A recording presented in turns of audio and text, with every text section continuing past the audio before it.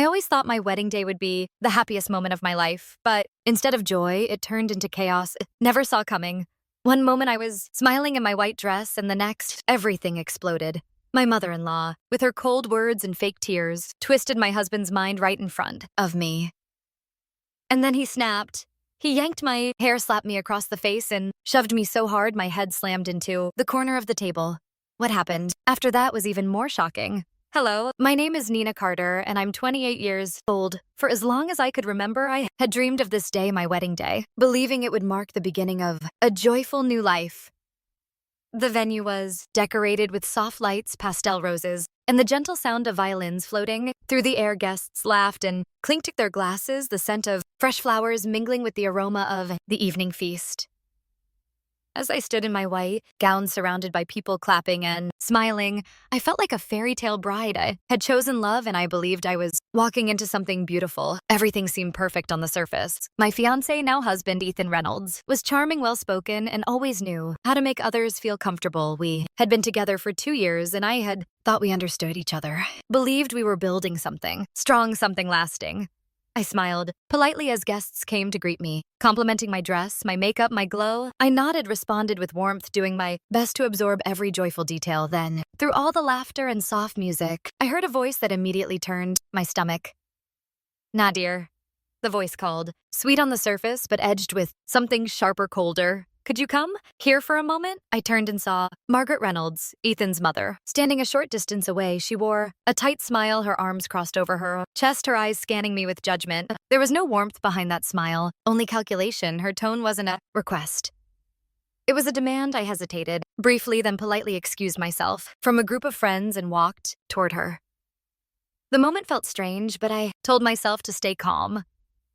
After all, this was my wedding day. I had every reason to be happy. But as I neared her, I could see something was off. Her back was straight. As a board, her expression forced. Something dark was brewing beneath her pleasant exterior, and I was about to walk right into it. As I stood in front of Margaret, I offered her the same polite smile I had given every guest. "That evening, is everything all right?" I asked, keeping my voice calm, though a quiet tension had started to settle in my chest. I knew Margaret and I were never close, but I had tried my best to be respectful throughout our engagement. What she said next, however, caught me completely off guard. "It's about the way you look at me." "Nah," she began, her voice cool but dripping with blame. "You think I haven't noticed the way you sigh, the way you roll your eyes when I speak? I may be old, but I'm not blind. You don't respect me, and now on my own son's wedding day, you've been worse than ever." I blinked, stunned. "I think you're misunderstanding me, Margaret," I replied gently. "I've never disrespected you. I've always tried to be polite." "Polite?" she snapped. "You're cunning. You've been turning Ethan against me since the beginning, and don't you dare pretend otherwise." Her voice grew louder, drawing the attention of nearby guests. I noticed heads turning. A few people whispered behind their hands, sensing the tension that was now thick in the air. I tried to keep my voice steady. "Margaret, I promise. That's not true. I want nothing more than peace between us." At that moment, Ethan appeared beside us, clearly sensing that something was wrong. His eyes darted between his mother and me. "What's going on?" he asked, brows furrowed. Before I could say a word, Margaret reached for his arm with trembling hands and leaned into him like a wounded mother. "Your wife has been cruel to me," she said, tears welling in her eyes. "She talks down to me, treats me like a burden. Even today, of all days, she's been nothing but cold." Ethan's expression shifted instantly, concern turning into disbelief and then into something harder. "Is that true? Nah?" he asked, staring straight at me. "No, it's not true," I said, heart pounding. "I've never treated her with disrespect. She's lying." Margaret interrupted with a dramatic sob. "I'm your mother, Ethan. I raised you. Would I lie to you on your wedding day?" The moment felt unreal. I was standing in front of the man I had just married, being accused of something I hadn't done by someone who had never accepted me. And now all eyes were on us. Ethan's jaw tightened as he stared at me, his breathing shallow and uneven. I could see the storm rising behind his eyes. For a brief second, I still believed he might choose to trust me to stand by me and defuse this madness. But that hope shattered the moment he muttered, "You've been making a fool of me." Under his breath, before I could step back or even process what he meant, Ethan lunged forward and grabbed a handful of my hair, yanking it back with such force that I stumbled.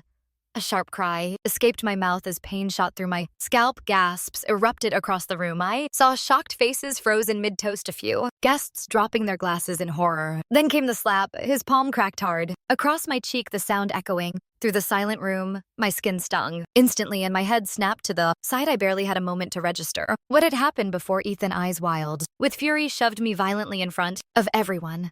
My balance gave way and I went crashing toward a nearby table. The corner of it slammed into the side of my head and I collapsed to the floor, dazed and bleeding. I could feel warm blood trickling down from my scalp, my vision blurring and my breath coming in short gasps. The room had gone silent, completely silent except for the sounds of people gasping, screaming, and shuffling in shock. Someone shouted, "Call, I'm 11 now." And I vaguely heard footsteps rushing across the floor. A female voice cried out, "She's bleeding! Oh my God, she's bleeding!" Everything around me felt distant, like I was watching it from underwater.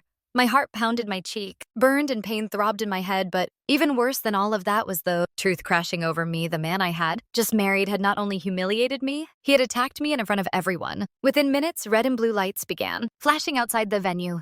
The police arrived accompanied by paramedics. A crowd had gathered, but everyone moved aside as officers entered the hall. Ethan stood frozen, his chest heaving, face pale. Now that the reality of what he'd done had sunk in, 2 officers approached him. "Sir, put your hands where we can see them," one said firmly. Ethan raised his hand slowly. "Wait, I didn't mean," he stammered, but it was too late. "You are under arrest for assault and domestic violence," the officer said as he handcuffed him. "You have the right to remain silent," Margaret tried to intervene. "This is a misunderstanding. She was provoking him," she cried, but the officers ignored her and separated her from Ethan. One of the paramedics knelt beside me, gently checking my wound as another officer asked me questions and took witness statements from guests. As I was lifted onto the stretcher, I could barely speak, but inside something had shifted. The fairy tale had ended violently and publicly, but the truth was finally visible to everyone. The ambulance ride felt like a blur filled with sirens, flashing lights, and the steady voice of a paramedic asking me to stay awake. My head throbbed painfully, and every jolt of the vehicle sent fresh waves of nausea rolling through me. I was too weak to speak, but I held on, not just for my physical survival, but because something inside me refused to let this be the end of my story. At the hospital, the emergency team moved quickly. I was given pain medication, and the bleeding on the side of my head was cleaned and treated. The doctor confirmed it was a deep laceration and a mild concussion. They ran a scan to rule out internal damage, and thankfully it came back clear. But I would need a few days of rest and close observation. The staff was kind and gentle, though I could see the concern in their eyes as they reviewed my chart, labeled domestic assault. I lay in a quiet room later that night, the sounds of machines softly beeping around me, the sharp smell of antiseptic in the air. Stared at the ceiling, my face swollen, the bandage around my head tight and uncomfortable. I replayed the moment over and over, the way Ethan had snapped, the way Margaret had pushed the situation, and how no one had stepped in until it was too late. And yet I didn't feel like a victim, not anymore. The pain, the injury, the shame. They were all very real, but something else had risen up in me too. Fire, a will to fight back, not with violence or rage, but with the truth and the law. I had given my trust to the wrong people, but now I would reclaim my power, one step at a time. The next morning, an officer returned to take my full statement. I told them everything. Margaret's accusations, Ethan's reaction, and the attack itself. Several guests had already given statements confirming what they saw. The officer assured me that charges were being processed and that Ethan would remain in custody. Before he left, he asked gently, "Do you intend to press full charges, ma'am?" I didn't hesitate. "Yes," I said, "every charge possible. I want a restraining order and I want a divorce." The officer nodded. "You're doing the right thing." That day, I also called a lawyer and scheduled an emergency consultation.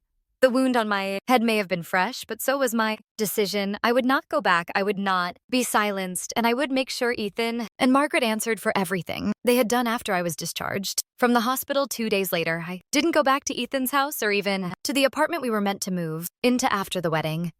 Instead, I stayed with my childhood friend Rachel, who had rushed to my side the moment she heard what happened. Her presence was a blessing. She didn't press for answers, didn't shower me with pity. She simply sat with me, made tea, and reminded me that I wasn't alone. But I knew kindness wouldn't be enough to protect me. Not from Ethan, and certainly not for Margaret.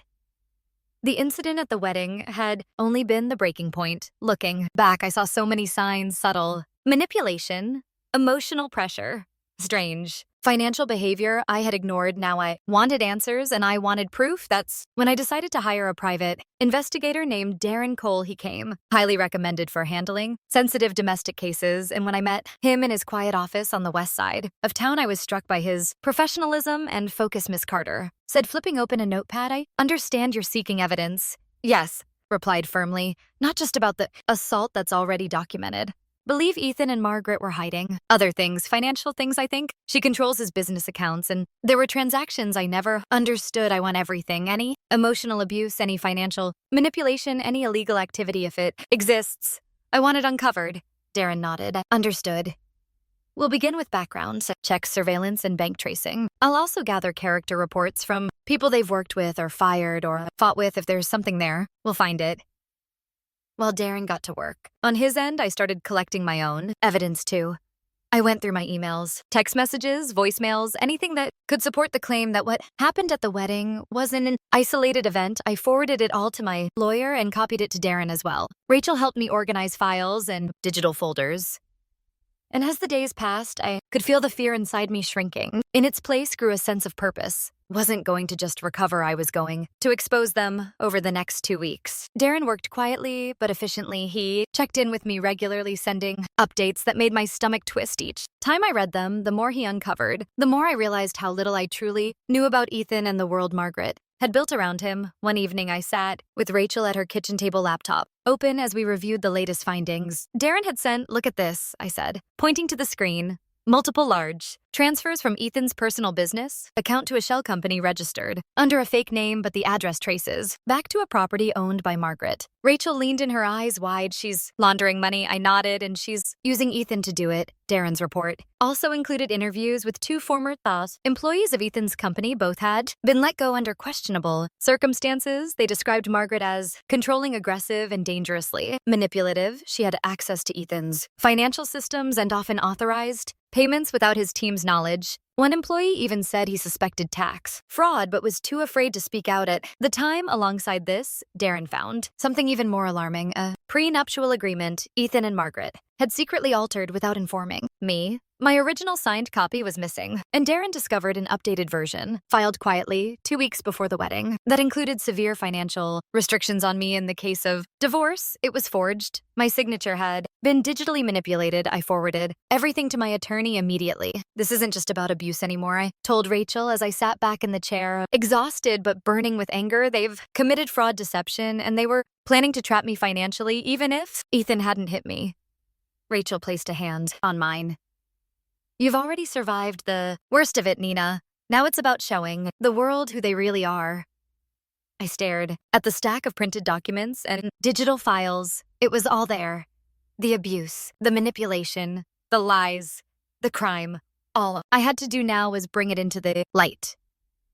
The day I decided to expose, everything wasn't random. It was strategic. I invited family members, friends, former coworkers, and even a few journalists I knew through Rachel's media contacts. The event was framed as a personal announcement held in a private, rented hall downtown. Most people assumed it was about healing or perhaps charity work after the wedding scandal. No one was prepared for what I was about to reveal. The room was buzzing with curiosity as people took their seats. Margaret arrived with her usual fake grace dress, like she was attending a fundraiser, greeting guests with carefully practiced warmth. Ethan wasn't far behind, his expression uneasy though. He tried to hide it behind a polite smile. They still believed they had control over the narrative that was about to change. I walked to the front, dressed simply but confidently, and looked out over the audience. My heart raced, but my voice was calm. Thank you all for coming, I began. I know there's been a lot of speculation about what happened at my wedding. Today I'm here to share the truth. Not just about that day, but about what led up to it and what I discovered afterward. Margaret's smile faltered. I was physically assaulted by Ethan Reynolds on our wedding day. Many of you witnessed it. What you didn't see was the full story. Years of emotional manipulation, hidden financial fraud, and a calculated plan to trap me through forged legal documents. Gasps rippled through the room. I continued. What I'm about to show you is not opinion. It is documented evidence, recorded conversations, text messages forged, contracts, and financial transfers that prove Ethan and Margaret's involvement in illegal activity and abuse. I turned and gave a signal. A large screen behind me lit up, displaying emails and bank transactions. The room fell completely silent. An audio recording began to play, Ethan's voice mocking and cruel, dismissing me and laughing with Margaret about how she won't see it coming. Then, images of a forged prenuptial agreement appeared side by side with the authentic one Darren had recovered from my original paperwork. Margaret stood up, her voice shaking. "This is slander. You have no right. I have every right," I cut in sharply, "and everything you see here has been shared with law enforcement. There are multiple criminal investigations already in motion." Ethan looked like he'd been punched in the gut. The guests were in shock. Some stared at them in disbelief. Others turned away in disgust. "This isn't just my story," I concluded. "It's the story of anyone who has ever been deceived, silenced, or attacked. Behind closed doors, I won't be a victim. I won't be quiet, and I won't stop until justice is done." The crowd slowly began to applaud, first a few, then nearly everyone. Cameras flashed, reporters took notes. Margaret tried to leave, but two detectives who had arrived discreetly approached her at the door and asked her to stay for questioning. I stood tall, unshaken. I had ripped off the mask they wore for the world, and there was no turning back. A month later, I found myself sitting in a courtroom.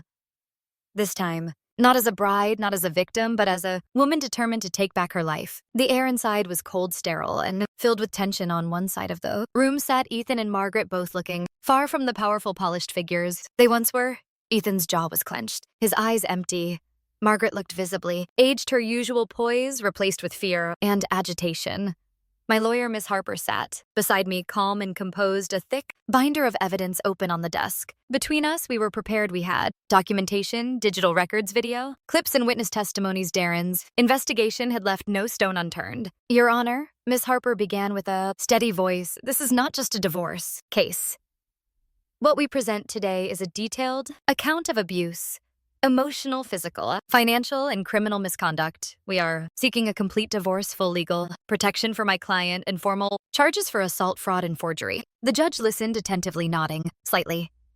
The prosecution began with the most visible crime, the assault at the wedding. Several guests, including Rachel, were called to testify. They spoke clearly about what they saw, how Ethan pulled my hair, slapped me, and pushed me into the table, resulting in a head injury that required emergency treatment. The medical report was submitted along with photos of my injuries. Ethan tried to defend himself. "It was a mistake. I lost control for a second. I was provoked." His voice cracked, but no one looked convinced. Margaret's defense was weaker. "I only wanted to protect my son," she said.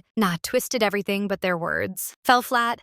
My lawyer presented financial records showing Margaret's access to Ethan's account's unusual money transfers and the forged prenuptial agreement that had been digitally altered. A forensic specialist confirmed the signature was manipulated. When it was my turn to speak, I stood with my heart steady and gaze firm. "Your Honor, I came into this marriage believing I was building a life with someone I loved. Instead, I was betrayed, abused, and nearly trapped in a web of lies. What happened on our wedding day was not the beginning, it was the final blow, but I survived it, and I am here not for pity, but for justice." There was a silence in the courtroom as I finished. Miss Harper made the final statement. "Given the overwhelming evidence, we ask this court to deliver a ruling that not only grants Miss Carter a divorce, but also holds Mr. Reynolds and Mrs. Reynolds fully accountable for their actions under the law." The courtroom was completely still as the judge looked over the final stack of documents. Her expression was unreadable, but her eyes held a weight that filled the room with anticipation. I held my breath. I could feel Rachel's hand gently resting on my shoulder for support, but I kept my gaze locked on the judge, determined not to show fear. After a long pause, the judge spoke clearly and firmly. "In light of the extensive and credible evidence presented, the court grants the petitioner, Miss Nina Carter, a full and immediate divorce from Mr. Ethan Reynolds." I closed my eyes for a brief second and exhaled. It was done. But she wasn't finished. Furthermore, she continued, "This court finds Mr. Reynolds guilty of domestic assault and aggravated battery, supported by medical records and eyewitness testimony. For this, the court sentences Mr. Reynolds to 7 years in state prison without the possibility of early release." Gasps filled the courtroom. Ethan's head dropped into his hands.